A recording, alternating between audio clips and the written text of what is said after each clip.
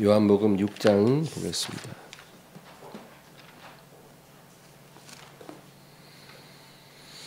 (28절부터) (40절까지) 다 같이 합독합니다. 그들이 묻되 우리가 어떻게 해야 하나님의 일을 하오리까? 예수께서 대답하여 이르시되 하나님께서 보내신 이를 믿는 것이 하나님의 일이니라 하시니, 그들이 묻되 그러면 우리가 보고 당신을 믿도록 행하시는 표적이 무엇이니까? 하시는 일이 무엇이니까? 기록된 바 하늘에서 그들에게 떡을 주어 먹게 하였다 함과 같이 우리 조상들은 광야에서 만나를 먹었나이다.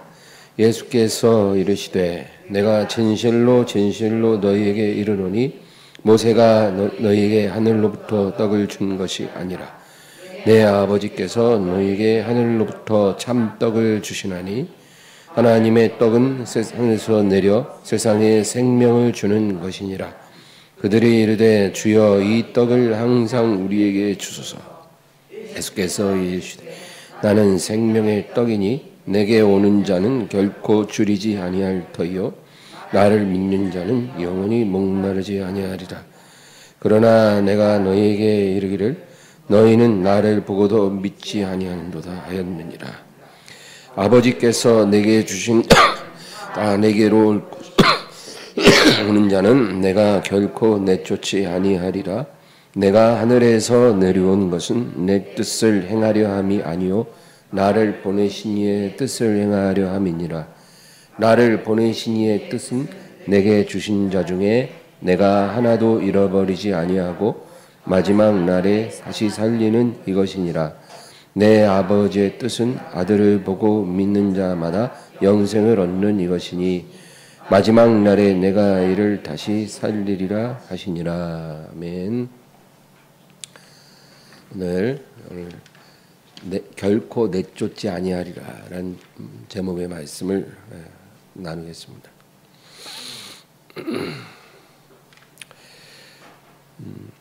예수님은 이제 아주 특별한 표적을 행하셨죠. 그게 뭐예요? 오병이어의 기적입니다. 정말 놀라운 표적이죠. 그 표적을 행하시고 나서 많은 사람들이 더 열정적으로 예수님을 따라다니기 시작했습니다. 왜냐하면 그것은 병자를 고치고 귀신을 쫓아내는 것과 또 차원이 다른 거예요. 이제 일반인들도 예수님이 필요해졌습니다. 그 당시에는 모든 사람들이 끼니를 걱정하지 않고 사는 게 가장 중요한 시대거든요. 물론 어느 때나 그렇지만. 그런데 예수님이 이제 그 기적을 행함으로 이제 사람들이 예수님을 보는 눈이 달라지고 기대가 달라졌습니다. 그런데 그렇게 이제 예수님을 따라다니는 사람들에게 주님이 뭐라 그러시냐면, 너희가 나를 따르는 것은 표적을 보고 믿음이 생겨서가 아니라는 겁니다.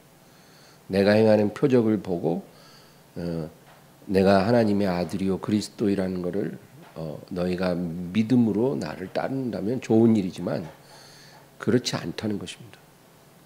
떡을 배불리 먹고 나서 그 떡에 대한 기대감 때문에 너희가 나를 따르고 있다. 그렇게 말합니다. 예수님을 따른다고 다 같은 믿음 아니라는 거죠. 그냥 예수님만 잘 따라다니면 믿음 좋은 게 아니라는 겁니다. 예수님을 왜 따르느냐, 이게 진짜 중요한 문제예요. 왜? 정말 예수님이 하나님의 아들이시고 살아계신 하나님의 아들이시고 그리스도이시기 때문에 믿음으로 따르면 좋지만 떡에 대한 기대감으로 먹는 문제를 해결할 수 있다는 기대감으로 주님을 찾는 사람들도 있어. 그러면 그것은 믿음이 아니라는 겁니다. 그게 믿음이 아니면 그 뭐예요? 구원은 믿음으로 받는데 그게 믿음이 아니면 예수님을 열심히 따랐어도 구원을 못 받는다는 거죠. 중요한 문제입니다. 우리 지난 시간에 27절 마지막으로 읽었는데 다시 보겠습니다. 썩을 양식을 위하여 일하지 말고 영생하도록 있는 양식을 위하여 하라.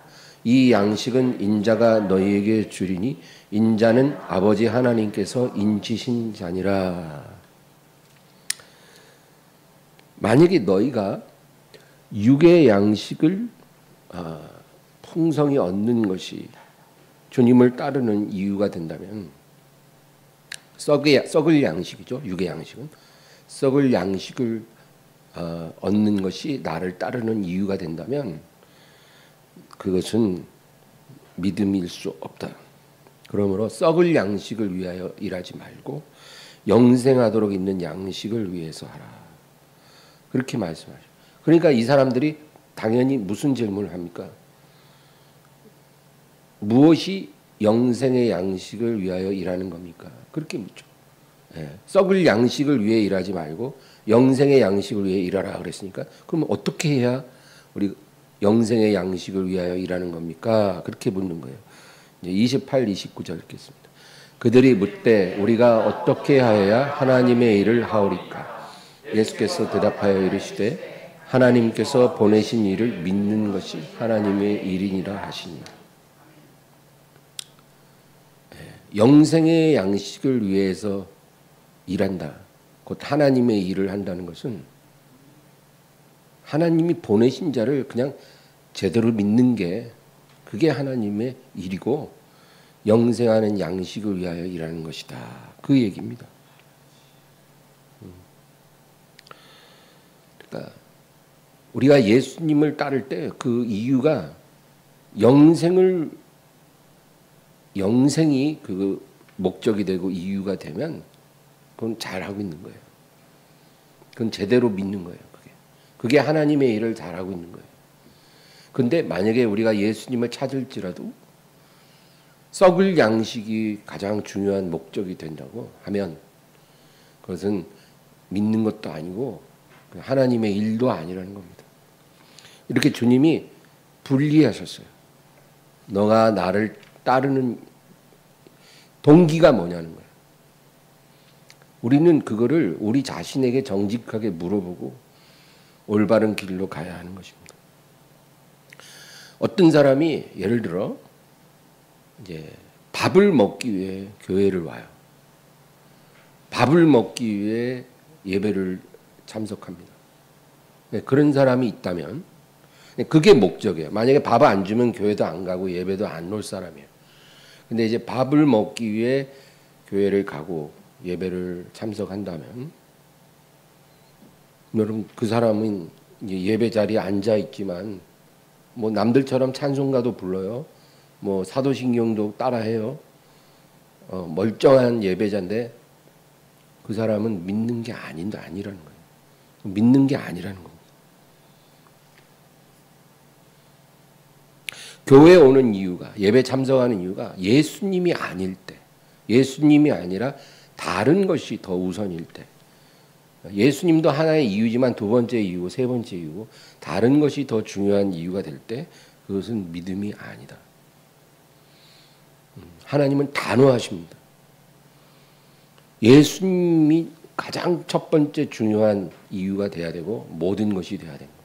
그게 안 되면 그건 예배도 아니고 믿음도 아니고 아무것도 아니라는 거예요.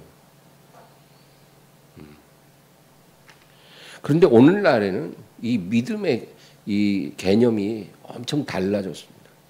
믿음이라고 인정하는 그 기준이 성경의 기준보다 엄청 낮아졌어요.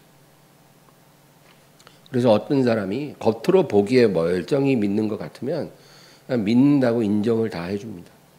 뭐 결신기도도 따라하고 사도시경도 외우고 찬송가도 같이 부르고 예배 자리에 앉아 있으면 그 사람은 믿는다는 거예요. 누가 봐도. 그리고 자기 스스로도 그렇게 생각해요. 내가 믿음이 있다라고.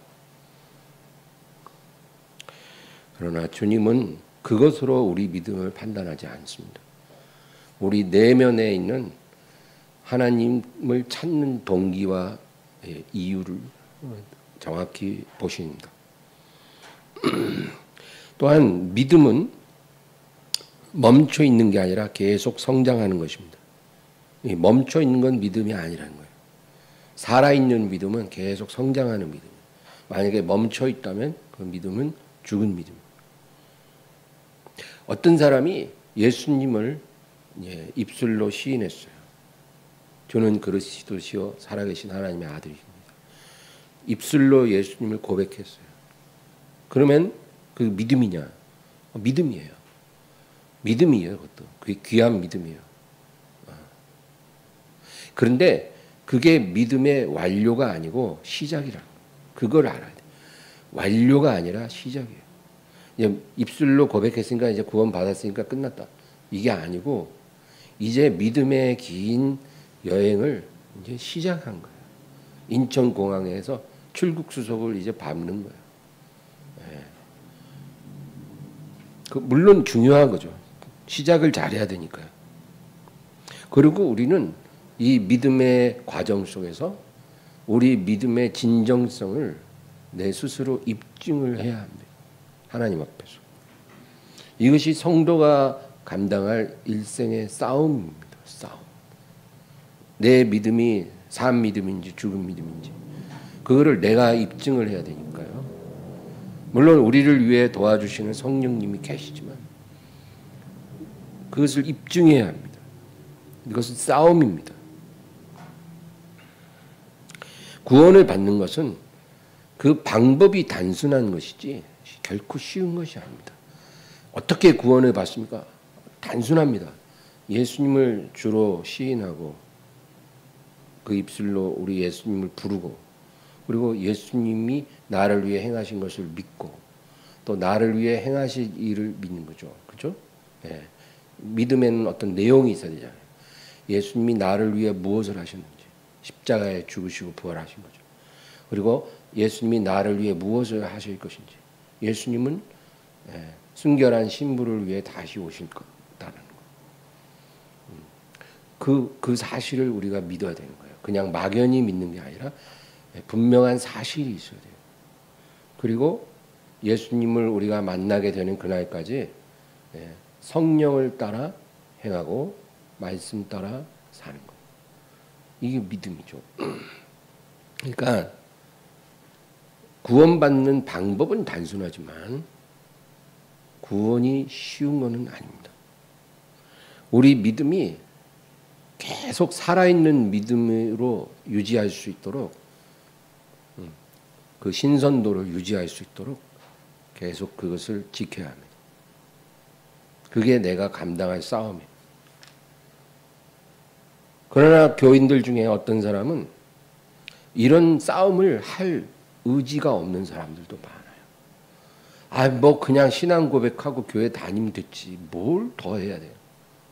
이것도 힘들어. 근데 이런 싸움을 아예 포기하는 사람은 그건 산 믿음이 아니죠. 어떤 사람은 처음에는 잘 싸우다가 이제 싸우는 게 지겨워진 거예요. 믿음을 온전히 지키고 유지하는 게 너무 힘든 거예요. 매일 꾸준히 규칙적으로 기도해야죠. 성경도 읽어야죠. 예배도 참석해야죠. 늘 회개해야죠. 정직하게 나를 돌아보고. 그리고 늘 성령의 인도하심에 순종해야죠. 근데 이렇게 사는 게 이제 지겨운 거예요. 이제 죄도 그만 회개하고 싶어. 그럼 죄를 그만 져야 되는데 그게 아니라 이제 회개를 그만하는 거예요. 죄는 그대로 짓고. 회개 너무 지겨워. 이제 그만할래. 맨날 반복해서 죄를 짓는데 뭘 또 반복해서 회개를 해. 회개는 이제 그만하려다. 그리고 이제 타협을 합니다. 타협을 해요. 뭐 이 정도 죄 안 짓는 사람은 없으니까 이런 거 죄 짓고 산다고 뭐 구원 못 받는 건 아닐 거야. 내가 그냥 꾸준히 교회 출석하고 예배도 잘 드리고 있으니까 이 정도도 하나님이 인정하는 구원의 믿음이 될 거야. 이렇게 이제 스스로 생각을 합니다.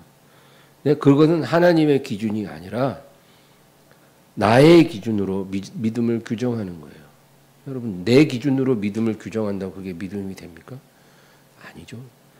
우리가 그래서 하나님이 뭐라고 말씀하시는지, 하나님이 인정하는 믿음이 무엇인지를 알아야 하는 것입니다.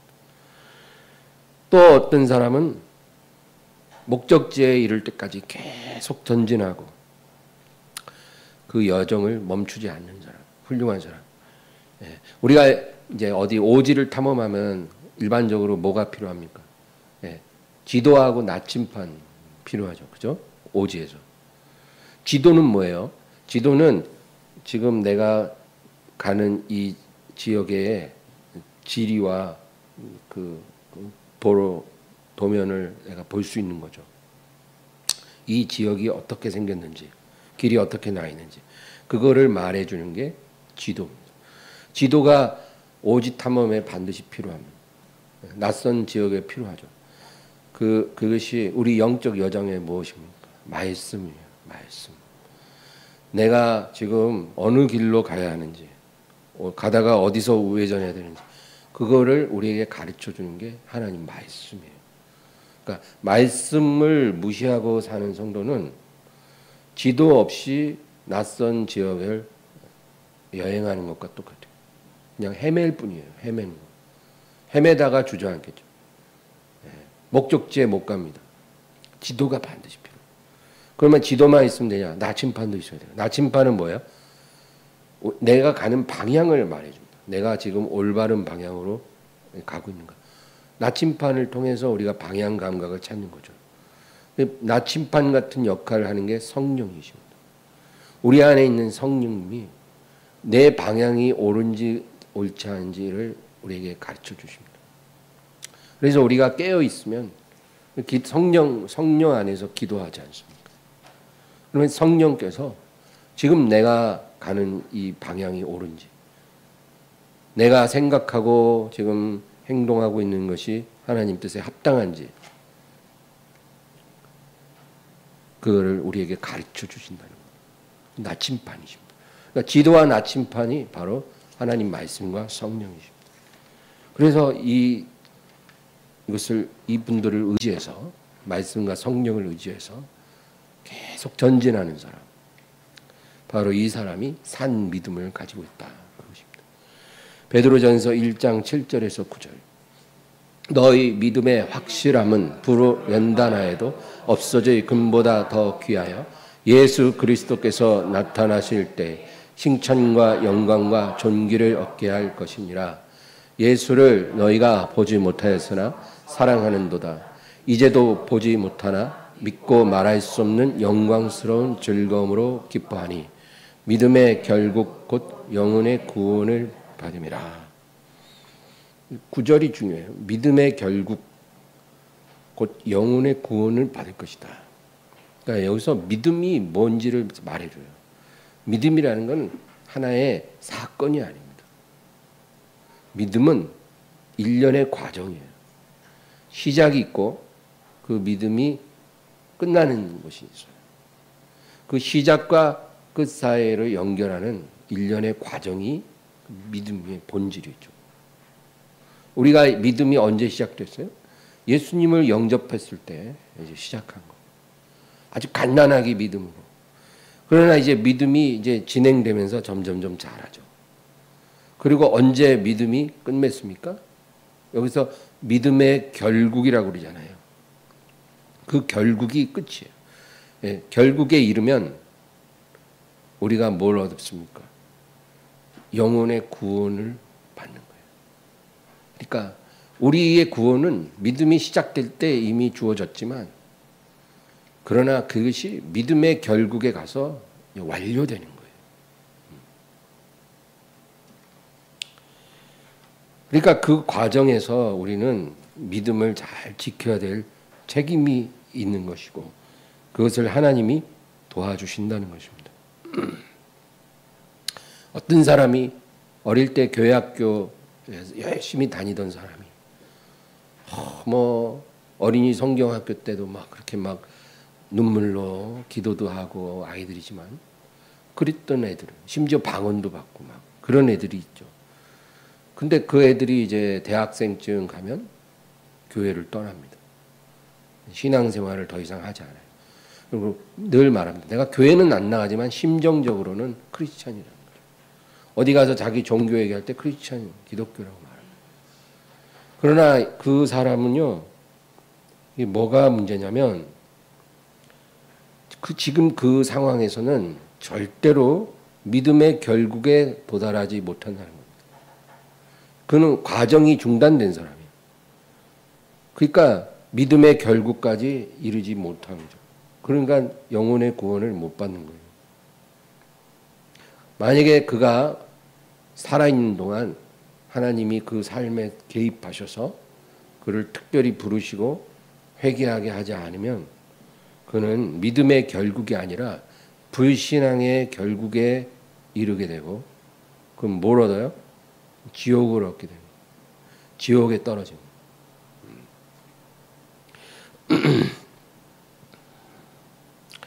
누구든지 주의 이름을 부르는 자는 구원을 얻으리라. 예.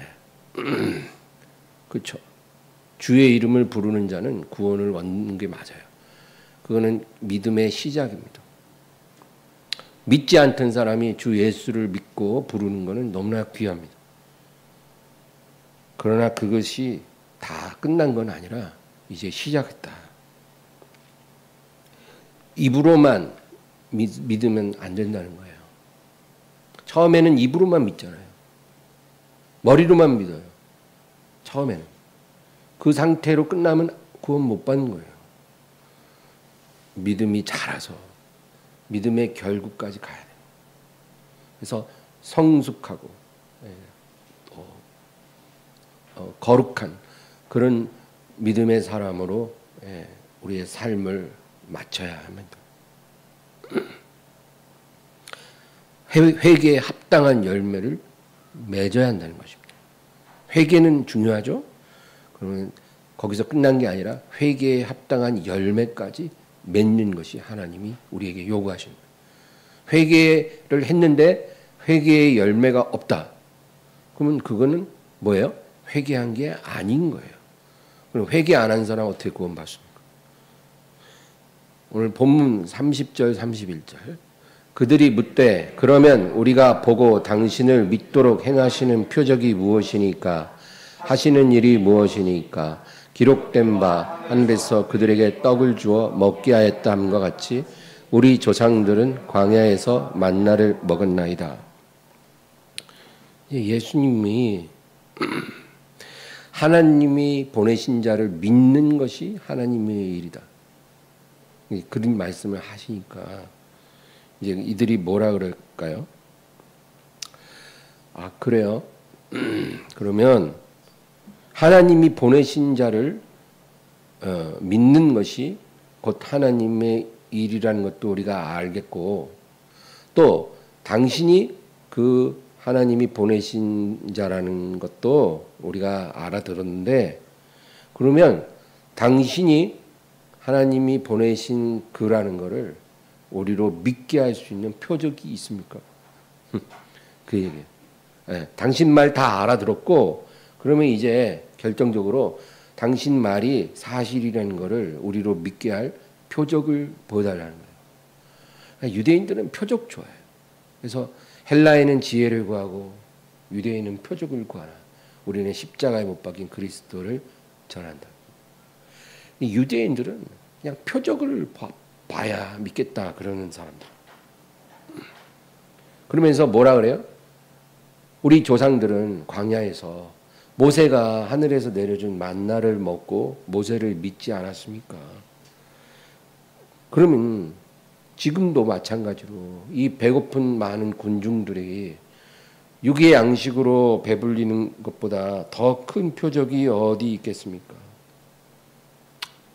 모든 표적 중에 그게 제일 중요한 표적이라는 거예요. 우리가 입에 풀칠이라도 하게 해줘야 우리가 당신을 믿고 따를 수 있지 않겠습니까? 그렇게 얘기하는 거예요. 너무나 세속적이죠. 왜 모든 표적 중에 그게 제일 중요한 표적이겠어요?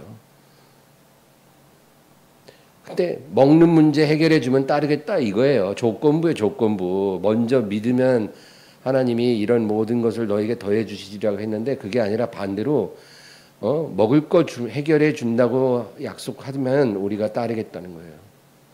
지금도 이런 사람 많아요. 예수님 믿으라 그러면 아이고 예수가 밥 먹여주냐 이래요. 그 말은 뭐예요? 밥 확실히 먹여주면 믿을 수도 있다 이 얘기잖아요.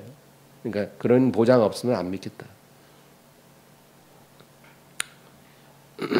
32절 33절 예수께서 이르시되 내가 진실로 진실로 너희에게 이르노니 모세가 너희에게 하늘로부터 떡을 준 것이 아니라 내 아버지께서 너희에게 하늘로부터 참떡을 주시나니 하나님의 떡은 하늘에서 내려 세상에 생명을 주는 것이니라. 예수님이 먼저 이 사람들이 갖고 있는 잘못된 생각을 교정해 주십니다.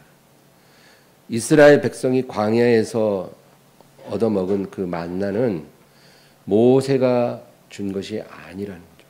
그건 아버지께서 너희에게 주신 거다. 모세가 준 게 아니다. 하나님 아버지가 모세를 통해서 너희에게 공급해 주셨다는 거죠.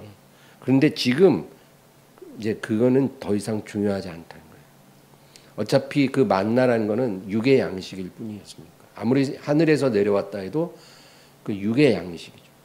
또 오병이어의 기적도 마찬가지예요. 그건 역시 육의 양식이에요. 기적이지만.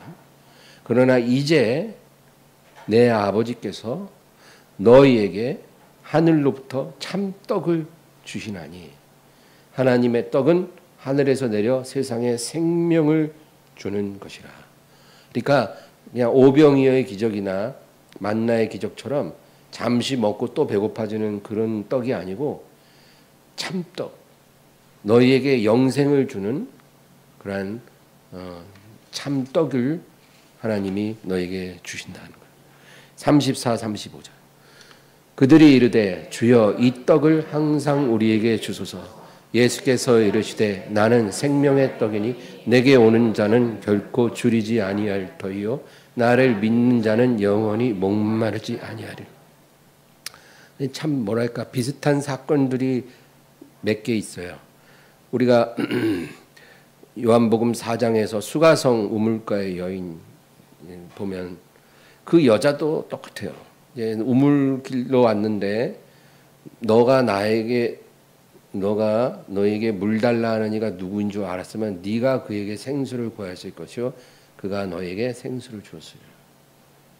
네가 깃는 물은 마셔도 목마르지만 내가 주는 물은 영원히 목마르지 않은 샘물이라.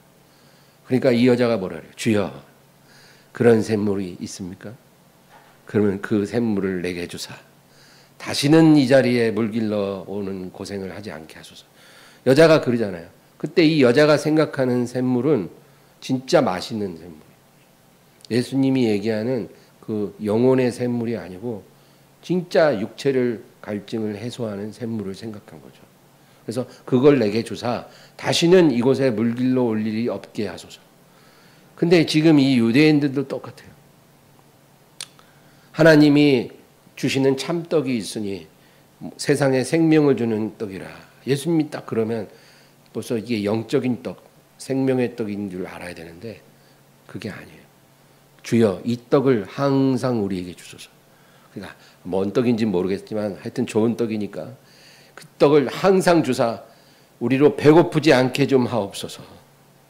그렇게 하나님은 영적으로 말을 해도 항상 이 사람들은 이 세상에 속했기 때문에 육적으로 해석을 해요.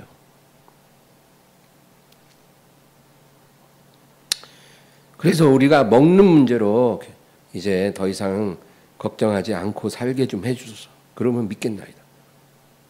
그러니까 예수님 뭐라 그래요? 너희가 원하는 그 떡은 바로 나다. 나는 생명의 떡이니 내게 오는 자는 결코 줄이지 않을 것이요 나를 믿는 자는 영원히 목마르지 아니하리라. 그러니까 이제 기껏 떡에 대해서 말씀하시고 그 떡이 바로 나다. 내가 생명의 떡이. 나를 먹는 자, 내게 오는 자, 나를 믿는 자 다 같은 의미예요. 결코 줄이지 않을 것이고 영원히 목마르지 않을. 영혼의 굶주림과 갈증이 영원히 해결된다. 너희가 나를 믿으면 내게 오면 나를 먹으면 그 영원한 갈증과 그 허기가 해결될 거라는 겁니다. 그러니까 주님은 먹는 것과 믿는 것을 동일시하십니다. 생명의 떡을 먹으라는 것은 나를 믿으라는 거예요. 온전히 믿으라. 38절 39절. 그러나 36, 37 그러나 내가 너희에게 이르기를 너희는 나를 보고도 믿지 아니하는도다 하였느니라. 아버지께서 내게 주시는 자는 다 내게로 올 것이요 내게 오는 자는 내가 결코 내쫓지 아니하라. 그런데 너희는 지금 나를 보았고 내 말을 들었지만 믿지 않는다는 것입니다. 그리고 37절 중요합니다. 아버지께서 내게 주시는 자는 다 내게로 올 것이고 내게 오는 자는 내가 결코 내쫓지 아니하라. 그러니까 너희는 나를 믿지 않지만 아버지가 내게 주시는 사람들은 나를 믿게 될 것이고 내게로 올 것이고 그리고 그들을 내가 결코 내쫓지 아니하리라. 그들은 절대로 나로부터 분리되지 않을 것이라는 것입니다. 그리고 그들은 나를 믿음으로 인해서 배부를 것이고 목마르지 않을 것이다. 그렇게 말씀하십니다. 38, 39 내가 하늘에서 내려온 것은 내 뜻을 행하려 함이 아니요 나를 보내신 이의 뜻을 행하려 함이니라. 나를 보내신 이의 뜻은 내게 주신 자 중에 내가 하나도 잃어버리지 아니하고 마지막 날에 다시 살리는 이것이니라. 예수님은 자기가 이 세상에 오신 것은 생명의 떡으로 오신 것은 내 뜻을 행하려 하는 게 아니라 나를 보내신 이의 뜻을 행하려 함이라 그렇게 말씀하십니다. 그러니까 내 뜻이 아니라는 거예요. 아버지의 뜻을 내가 행한다는 거예요. 내가 생명의 떡으로 온 것이 아버지 뜻이라는 거예요. 그리고 그 아버지의 뜻은 뭐냐면 나를 생명의 떡으로 먹는 자, 나를 믿는 자, 그게 하나님의 일이라고 했잖아요. 그런 사람은 두 가지 아버지의 뜻이 있다는 거예요.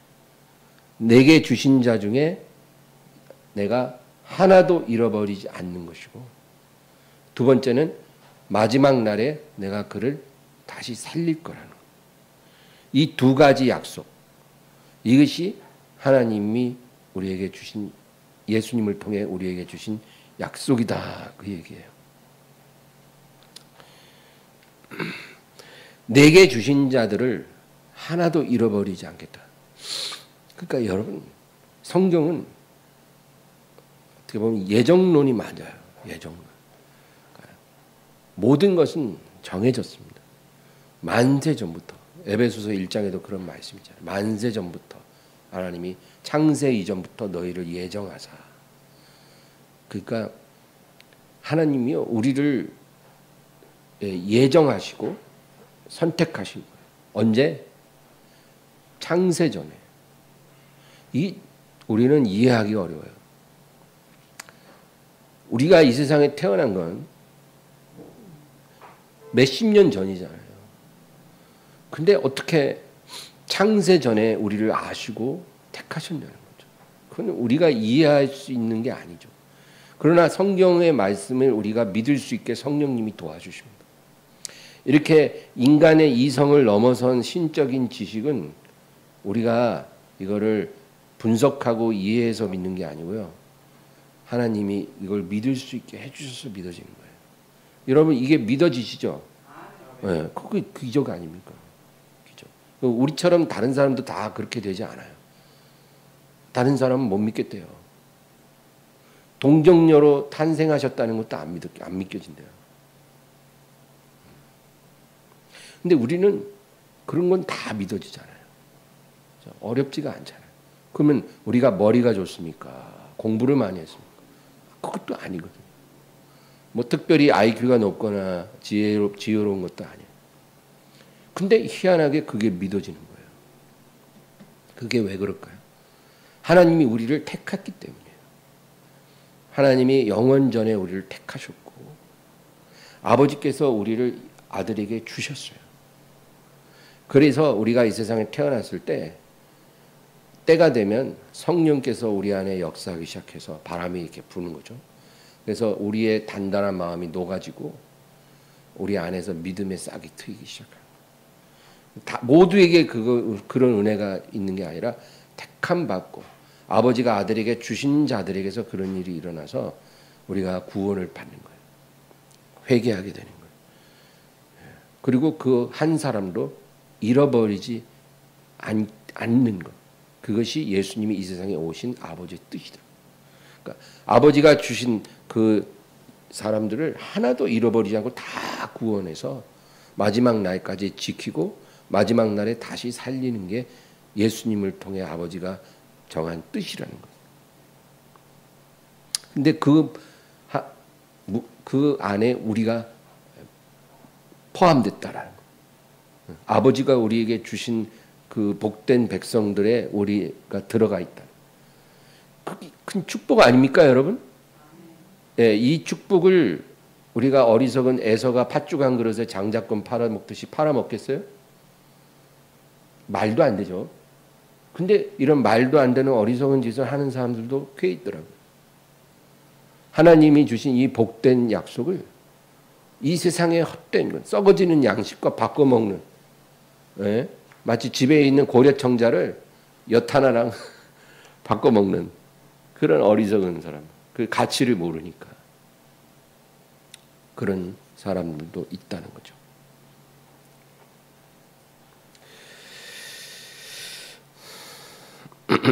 우리는 신랑의 신부죠. 그리스도의 신부입니다. 그래서 순결한 신부로서 그날까지 주님이 우리를 순결하게 지켜주십니다. 우리 안에서 착한 일을 시작하신 이와 그리스도 예수의 날까지 우리를 지키시리라 했잖아요. 그 우리 안에서 착한 일을 시작했다는 건 뭐예요? 우리를 신부 단장을 시작했다 그거예요. 우리를 신부로 택했잖아요. 그리고 이 세상에 우리가 왔고 그리고 어느 날 우리가 회개하고 예수님을 믿게 하셨잖아요. 그래서 구원을 받았어요. 거기서 끝난 게 아니라 우리 믿음의 여정에서 이제 믿음의 결국에 이를 때까지 성령께서 우리 안에서 착한 일을 시작하셨다는 거예요. 그게 뭐예요? 신부 단장이에요. 그리스도께서 신랑으로 오실 때까지 추워도 차질 없이 완벽하고 순결한 그리고 아름다운 신부가 되도록 단장한 거죠. 성령께서 그 일을 하십니다.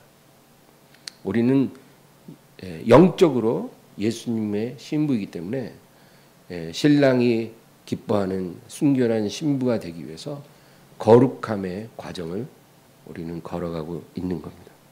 내 스스로의 노력으로 거룩해지는 게 아니라 나의 순종을 통해서 성령님이 그렇게 하신다는 거예요.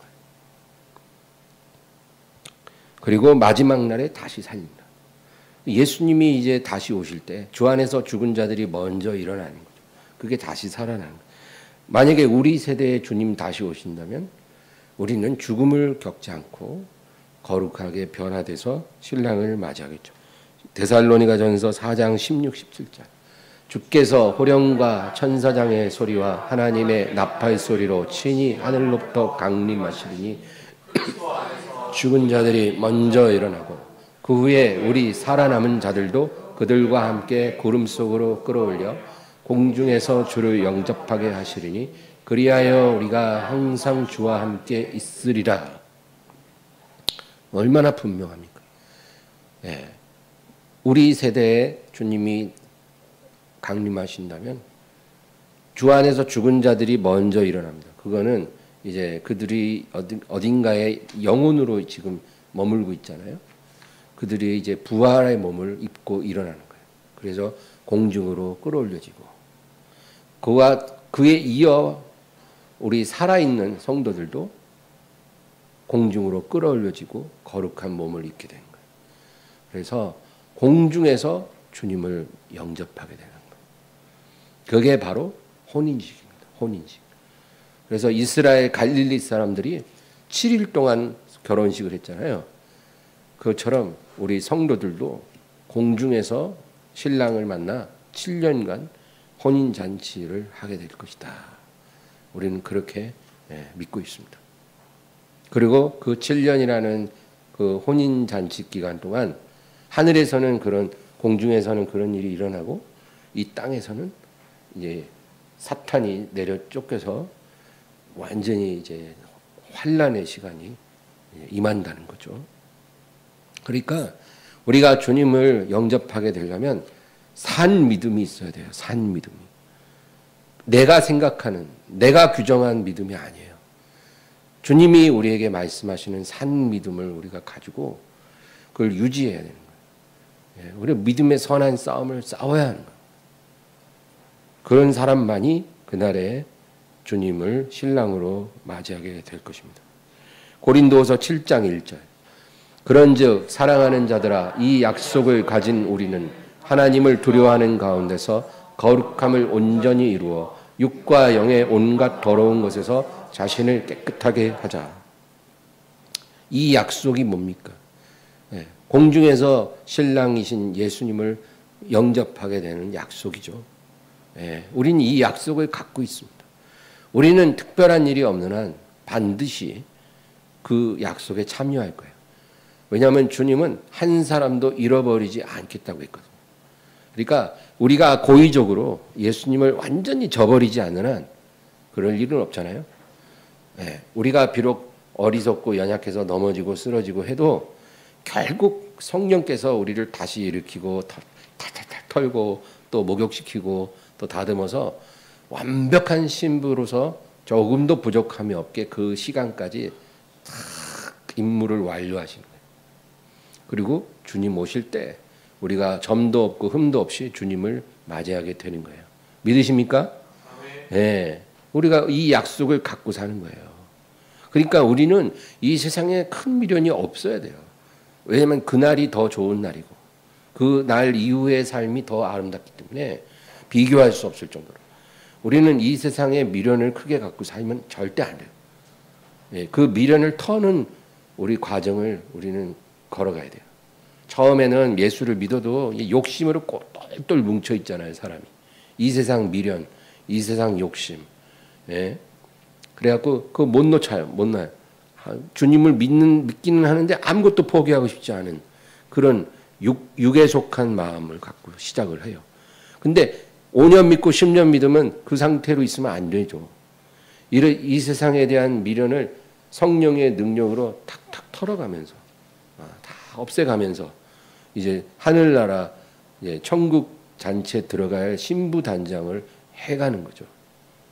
주님이 맞이할 때 야, 너 뭐 이상한 거 지저분한 거 달고 왔냐? 이런 게 없이 깨끗하게 영적 신부로 주님을 맞이할 수 있도록 우리가 준비해야 된다는 겁니다. 그래서 우리가 성경도 보는 거예요.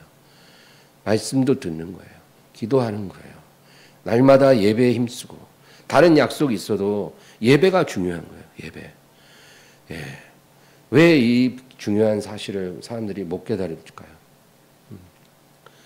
우리가 예배를 이렇게 드린다는 것은 하나님과 약속이에요. 약속. 선약한 거예요. 선약을 한 건데 그러면 여러분 선약이 우선 아니에요? 무슨 부모님 돌아가시고 뭐 이런 일이 아니고서야 선약을 우선해야 돼요. 사람은. 근데 만약에 어떤 여러분의 아는 사람이 만나기로 선약을 했는데 맨날 선약을 다 취소시켜요. 아, 나 급한 일이 생겨서 우리 다음에 보자 이래요. 한두 번이 아니에요, 그게. 매번 그래요. 약속했다가도 늘 다시 그날 아침에 전화하고 아, 나 급한 일이 있으니까 다음에 보자. 여러분 그런 친구는 좋은 친구가 아니겠죠. 어떤 일이 생겨도 나랑 선약했으면 나랑의 약속이 중요한 거잖아요. 내가 만약에 그 사람에게 귀중하면 그렇게 했겠죠. 근데 자꾸 선약을 깬다는 건 뭐예요? 내가 하찮은 거예요. 그러니까 그런 친구는 좋은 친구가 아니에요. 그럼 사람과의 관계도 그런데 우리는 주님과의 예배의 선약을 매번 어겨요. 아니 뭐 조금만 일만 생겨도 다 깨요 그냥. 아유 주님 다음에 오늘 다른 일 합니다. 아주 쉬워요 선약을 깨는 게. 근데 주님을 그렇게 대하면서 찬양할 때는 또 사랑한대요. 아 하나님이 우리의 이런 이빨린 찬양을 좋아하실까요? 믿지도 않아요. 네가 평상시에 나한테 하는 행동이 너를 말해준다. 네가 나를 생각하는 만큼, 네가 나를 대하는 만큼 나도 너를 대하겠다. 나를 사랑하는 자, 나를 존귀히 여기는 자, 나는 존귀하게 여기고 그렇지 않은 자에게 그렇지 않게 할 거라는 거예요. 하나님이 눈에 안 보인다고요, 여러분. 함부로 대하면 안 돼요. 그래서 이 말씀도 보면 이 약속을 가진 우리는 하나님을 두려워하는 가운데서, 그러니까 하나님 두려워해야 할 하나님이에요. 경외라고 하죠. 여러분, 하나님은 우리를 구원하시는 하나님이면서 또 우리를 심판하실 하나님입니다. 두려워해야 합니다. 거룩함을 온전히 이루어 육과 영의 온갖 더러운 것에서 자신을 깨끗하게 하라는 거예요. 그러니까 우리가 온전히 거룩하지 않잖아요. 근데 우리는 온전한 거룩함으로 나아가야 돼요. 이 약속을 가졌기 때문에 주님 만나기 전까지 온전한 거룩함을 이루어야 되고 육과 영의 모든 더러운 것에서 자신을 깨끗하게 하라, 그 얘기입니다.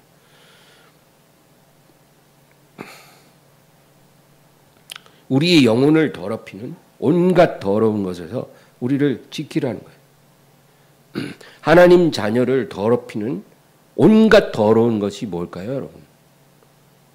네, 많죠? 많아요. 고린도전서, 갈라디아서 보면 뭐 간음, 호색, 뭐 더러운, 뭐 술 취함, 뭐 시기, 질투 이런 거 다 나오잖아요. 이런 일을 행하는 자들은 하나님의 나라를 유업을 얻지 못하리라.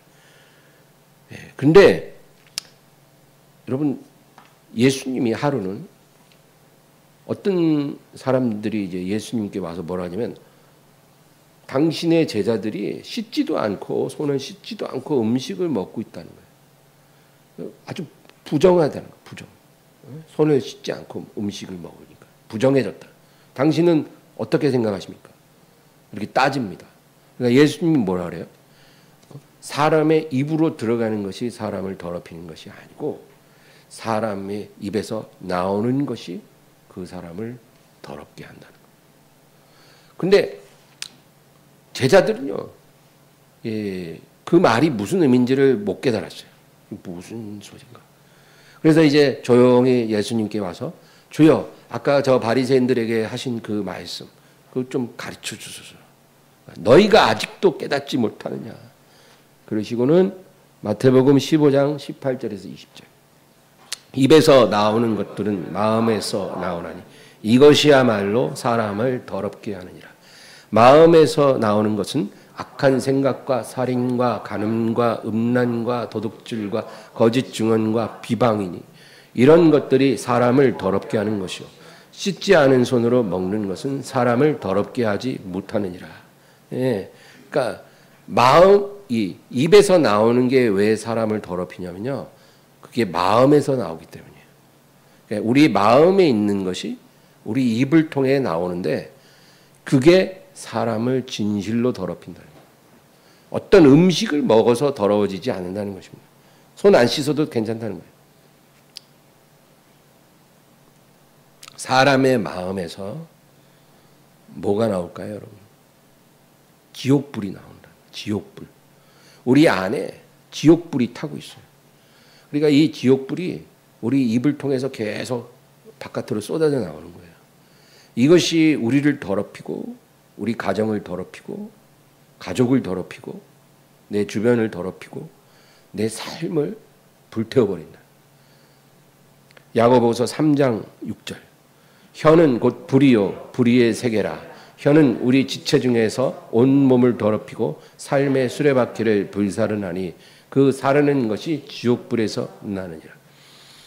예, 혀가 우리를 더럽힌다는 거예요. 이 작은 혀가 우리를 온전히 더럽혀요. 왜? 우리의 마음에 있는 게 혀를 통해 나온다는 거예요. 그래서 이 혀가 우리를 더럽히고 삶의 수레바퀴를 불타는다. 여러분, 수레바퀴가 불타면 어떻게 돼요? 바퀴가 빠지고 수레는 엎어지겠죠. 그러니까 우리 혀에서 나오는 이 불이 삶의 수레바퀴를 불태워서 우리 삶을 전복시킨다는 거예요. 그 사르는 것이 지옥불에서 나는다. 이게 우리를 더럽힌다는 것입니다. 이제 오늘 마지막으로 본문으로 가서 40절. 내 아버지의 뜻은 아들을 보고 믿는 자마다 영생을 얻는 이것이니 마지막 날에 내가 이를 다시 살리리나 하시니라. 하나님의 아들을 믿는 자마다, 하나님의 아들을 보고 믿는 자마다 영생을 주시는 것. 그것이 아버지의 뜻이라는 거예요. 여러분, 하나님 아버지가 딱 뭔가를 결정하셨어요. 그게 뭐냐? 내 아들을 보고 믿는 자마다 다 영생을 주리라. 그러니까 사람이 구원받는 유일한 길을 그렇게 하나님이 세우신 거예요. 아들을 보고 믿는 자마다 영생을 얻게 되리라. 그러니까 아버지가 아들을 얼마나 높이시려고 하는지 우리가 알아야 됩니다. 아들을 보고 믿기만 하면 영생을 얻는다는 거예요. 다른 어떤 너희가 가진 의로움, 어떤 양심의 정직함, 어떤 선행, 업적, 공로 이런 것 갖고는 내게 나올 수 없다는 거예요. 너희가 아무리 다른 사람과 비교해서 의롭게 살아도 그 의는 누더기라는 누더기. 누더기 입고 왕에게 못 나온다는 거예요. 너희는 그 누더기를 의지하지 말고 벗어버려. 그 의지하지 마. 그리고 내가 세운 방법, 아들을 보고 믿는 자에게만 내가 영생을 주기로 했으니까 그렇게 해. 그러니까 여러분, 예수님의 이름이 얼마나 존귀해져요. 그 이름이 생명이에요. 그 이름이 구원이에요. 하나님은 순종하는 자를 높이기로 정하신 거예요. 그래서 순종의 가장 첫 열매가 예수님이지만 우리도 마찬가지예요. 하나님이 사람 중에 어떤 사람을 높이기로 결정하시냐면 순종하는 사람을 높이기로 결정하신 거예요. 근데 이 하나님이 요구하는 순종은 높아지는 순종이 아니겠죠. 여러분, 내가 너를 높일 테니까 순종할 수 있냐?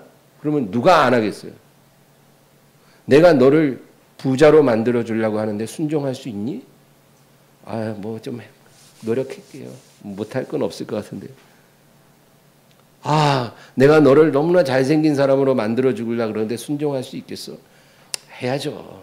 하나님 말씀인데. 뭐가 어렵겠어요, 여러분, 그런 게. 근데 그렇게 올라가는 건 순종이 아니에요. 항상 순종은 뭐예요? 내려가는 거예요. 내가 원하는 길이 오른쪽이면 왼쪽이에요. 내가 원하는 게 이쪽이면 반대쪽이에요. 그게 순종이잖아요. 근데 순종하는 사람을 높이기로 결정하셨어요. 예. 근데 대부분의 사람들은 선택적 순종을 해요. 내 마음과 그래도 어느 정도 맞을 때는 순종을 하겠다고 하고, 마음과 안 맞으면 순종을 안 합니다. 다른 사람 쳐다보지 말고 나 스스로를 한번 다들 생각해 보세요. 우리가 그렇게 살지 않았나요? 네. 선택적 순종은 하나님이 인정 안 하십니다. 다 자기가 판단하고 들어보고 생각해보고 계산해보고 할 수 있는 것만 순종하고 못하는 건 못하고, 우리가 이런 자세로 살면은 아무것도 안 돼요. 우리가 완전히 인생의 밑바닥까지 내려가게 하실 때도 있잖아요. 그거 왜 그랬고요? 아세요? 선택의 여지가 없이 순종의 그릇으로 만들기 위해서 그렇게 하는 거예요. 잃을 것이 없을 정도로 다 이루어지게 만드는 거는 이제 온전히 나만 바라보고 내게만 순종하고 살아라, 그 얘기예요. 그래서 싹 비워버리는 거예요, 하나님이. 아무 미련도 없게. 그래서 그럴 때는 우리가 믿습니다, 순종합니다 그러고 나가다가 또 어느 정도 이렇게 채워지면 그때부터 또 선택적 순종으로 태세 전환을 해요. 그러지 말라는 것입니다. 온전한 순종에 대하여 존귀로 화답해 주시는 게 아버지의 뜻이다. 여러분, 기독교 구원은 이렇게 단순합니다. 하나님의 아들을 믿고, 그렇죠? 예수님처럼 우리도 온전한 순종으로 나아가면 구원받는 거예요. 단순한데 너무 단순해서 믿지를 못해요.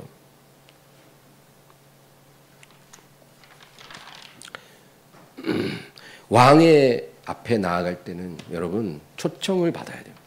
초청을 받고, 그가 준 뭐랄까, 뭐가 있어야 돼요, 그렇죠? 그렇죠?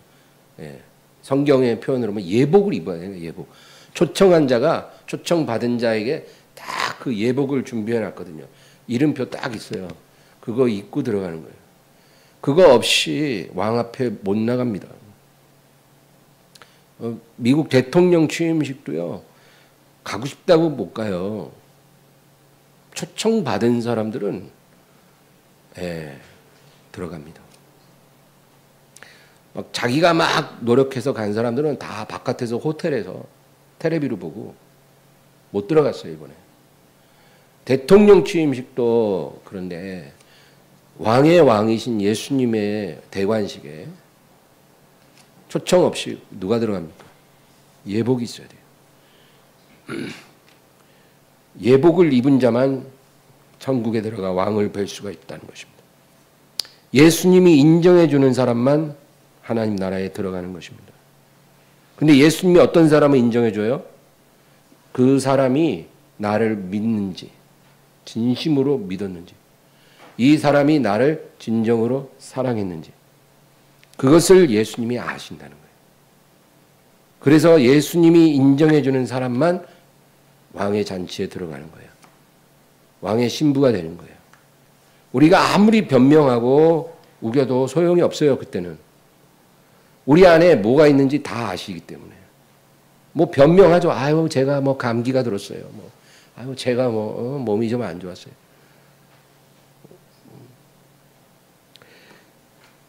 뭐 제 사정 아시잖아요. 뭐 우리가 이렇게 해서 말한다고 다 통합니까, 그게? 우리 안에 뭐가 있는지 다 아시거든요. 베드로가 비록 예수님을 3번이나 부인했지만 주님은 베드로가 주님을 사랑한다는 걸 아십니다. 우리가 볼 때는 저게 예수님을 사랑할 수가 없는 거예요. 내가 예수님을 모른다고 저주하며 3번이나 부인한 사람이에요, 베드로가. 그러면 누가 봐도 그 베드로는 실격이에요. 주님을 사랑할 수가 없는 사람이에요. 그런 말을 하면 뺨 맞아요. 네가 3번이나 부인하고 어떻게 뻔뻔하게 그런 소리를 하니? 근데 주님은 베드로가 예수님을 사랑하는지를 아셔요. 예수님이 베드로를 찾아와서 네가 나를 사랑하느냐 물어본 것은 몰라서 물어본 게 아닙니다.